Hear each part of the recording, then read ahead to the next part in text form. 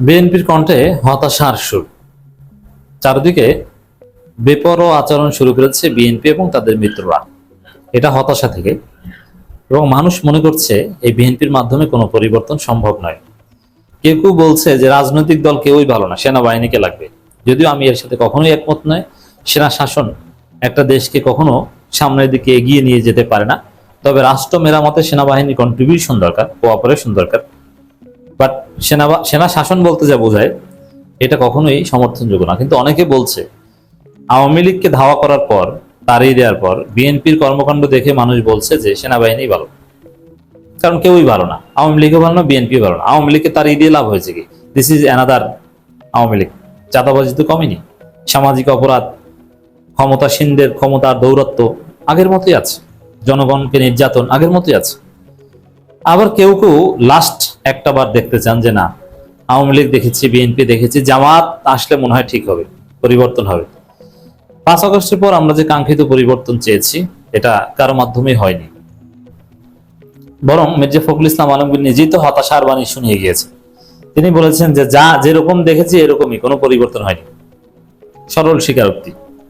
ঘুষ, তদবির আগে যেরকম ছিল ওইরকম।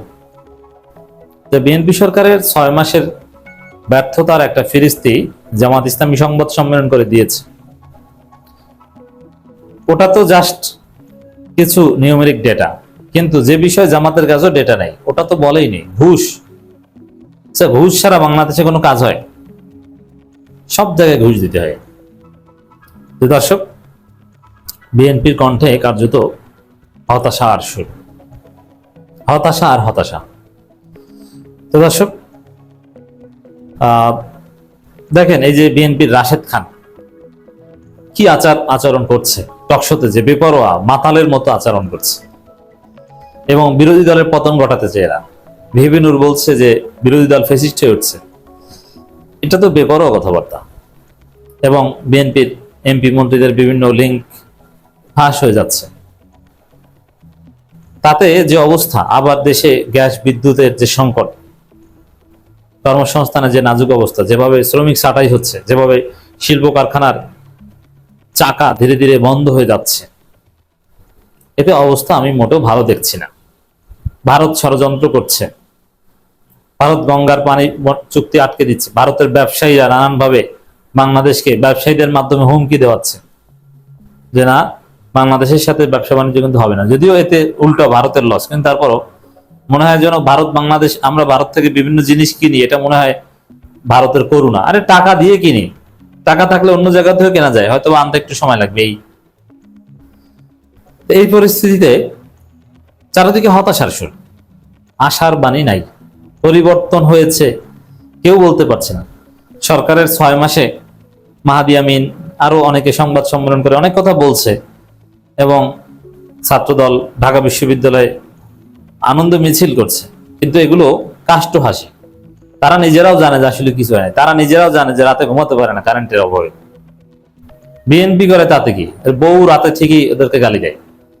কি দল করো, বিদ্যুৎ দিতে পারে না। হাসিনার আমলে তো কোনো সমস্যা হয় নাই, ইউনূসের আমলে তো সমস্যা হয় নাই। তো এতে বিএনপির লোকজন দিন শেষে ভালো নাই, তারাও মুখ দেখাতে পারে না। অনেকে নাকি ঘর থেকে বের হয় না বিদ্যুৎ সংকটের কারণে। তো দর্শক, এর মধ্যে আবার বিএনপির আর এক সুবিধাভোগী, যিনি কঠিন বিপদে পড়েছেন, বেকায়দায় পড়েছেন, ব্যক্তিগতভাবে হতাশ হয়ে পড়েছেন, তার দল অস্তিত্ব সংকট এখন, পিপিনুল ভাইয়া। এই পিপিনুল মাননীয় প্রতিমন্ত্রী, তার কাজকর্ম বাদ দিয়ে আমির হামজার পিছনে লেগে আছেন। সারাক্ষণ আমির হামজার বিরুদ্ধে ফেসবুক পোস্ট দেন। এর মধ্যে আবার সাংবাদিক ইলিয়াস ঘোষণা দিয়েছেন যে তার এইটা ফাঁস করে দিব। এতে পিপিনুলের মাথা খারাপ, অলরেডি তিনি নিজেও এর বিরুদ্ধে সেলফ ডিফেন্স নিয়ে নিচ্ছে। তো দর্শক, পরিবর্তনের সুযোগ এসেছিল, কাজে লাগানো যায়নি, এটা বলছেন প্রতিমন্ত্রী নূর ওরফে পিপিনুল। পরিবর্তনের সুযোগ এসেছিল, কাজে লাগানো যায়নি। It's very significant discussion. এটা একটা স্বীকারোক্তি যে ঠিক আছে, ইউনূসের আমলেও পরিবর্তন হয়নি, মানলাম। যদিও বাংলাদেশে 5 আগস্টের পরে যদি কোনো পরিবর্তন হয়ে থাকে সেটা ইউনূসের আমলই হয়েছে, এখন যা সেটা কন্টিনিউয়াস। এই যে দেখেন বাংলাদেশে একটা পরিবর্তনের নিয়ে আমি খুব আশাবাদী এবং সরকারকে ধন্যবাদ জানাই বারবার, সেটা হচ্ছে ফরেন পলিসি। বাংলাদেশ একটা স্বাধীন পররাষ্ট্র নীতিতে প্রবেশ করেছে এবং ভারতের সাথে চোখে চোখ রেখে বাংলাদেশ কথা বলতে পারছে। এখন এটা কি আসলে বিএনপির অর্জন? না, এটা তো ইউনূসের আমলে শুরু হয়েছে। এটা খলিলুর রহমান কিংবা তৌহিদ হোসেন ইউনূসদের হাত ধরে শুরু হয়েছিল। বিএনপি জাস্ট এটা কন্টিনিউ করছে। এই জন্য মূল অবদানটা কিন্তু ইউনূস সরকারের। আরো অনেক পরিবর্তন, এই যে ক্যাম্পাসগুলোতে সব দল শান্তিপূর্ণ সহ অবস্থান, এটা কি বিএনপি সরকারের আমলে? না, এটা তো ইউনূসের আমলে শুরু হয়েছে। এই যে গেস্ট রুম গণরুম থাকবে না, এটা তো ইউনূসের আমলে শুরু হয়েছে। এটা কি বিএনপি সরকার আমলের অর্জন? না। হাসিনা পালানোর পরে সরাসরি বিএনপি যদি আসতো তাহলে বাংলাদেশ স্বাধীন ফরেন পলিসিও পেত না, এবং বিশ্ববিদ্যালয় ক্যাম্পাসগুলোতে যে একটা সহাবস্থান দেখি কিছু দ্বন্দ্ব সংঘাত সত্ত্বেও, এটাও আমরা দেখতাম না। আমরা ঠিকই গেস্ট রুম গণরুম দেখতাম এবং ক্ষমতাসীনদের দৌরত্ব দেখতাম। এখানে বিভিন্ন স্বীকার করেছেন পরিবর্তনের সুযোগ এসেছিল, কাজে লাগানো যায়নি। কিছু যা লাগানো গেছে ইউনূসের আমলেই গেছে। ঠিক আছে, বিএনপি ক্ষমতা এসেছে 6 মাস, কি করেছে? কোনো পরিবর্তন আছে? না। জাস্ট বিএনপিকে এই জায়গায় ধন্যবাদ জানাই যে ইউনূসের আমলের কিছু পরিবর্তন তারা বহাল রেখেছে, এর বাইরে কিছুই না। তবে বেশিরভাগই উল্টাপাল্টা করেছে। যেমন ইউনূস ঢাকা বিশ্ববিদ্যালয়ে নিরপেক্ষ ভিসি নিয়োগ দিয়েছিল, এখন এখানে লাগারে লাগা ধান লাগা ভিসি নিয়োগ দেওয়া হয়েছে। পিএসসি তে তাদের নিজস্ব লোককে সরিয়ে দিয়েছে, বিশ্বাস করছে না, বলছে গুপ্ত জামাত। তাদের লোক বিএনপির রেকমেন্ডেশনে নিয়োগ পাওয়া পিএসসির চেয়ারম্যানকে পদত্যাগ করতে হয়েছে। কেন? তাকে গুপ্ত জামাত ট্যাগ দেওয়া হয়েছে, অথচ তিনি পিওর বিএনপি। তারপরে দর্শক, সরকারি বিভিন্ন প্রতিষ্ঠানগুলো জুলাই আন্দোলনের চেতনার পরিপন্থী ভাবে তারা দলীয়করণ করছে। কারণ জুলাই আন্দোলনটা ছিল কোটা সংস্কার আন্দোলন, কোটা হচ্ছে বৈষম্য বিরোধী আন্দোলন। আর এই কথা ছিল মেধার ভিত্তিতে নিয়োগ হবে, কিন্তু করছে দলীয়করণ। এই ভয়াবহ কাজ করছে, যার ফলে কোথাও কোনো পরিবর্তন নেই।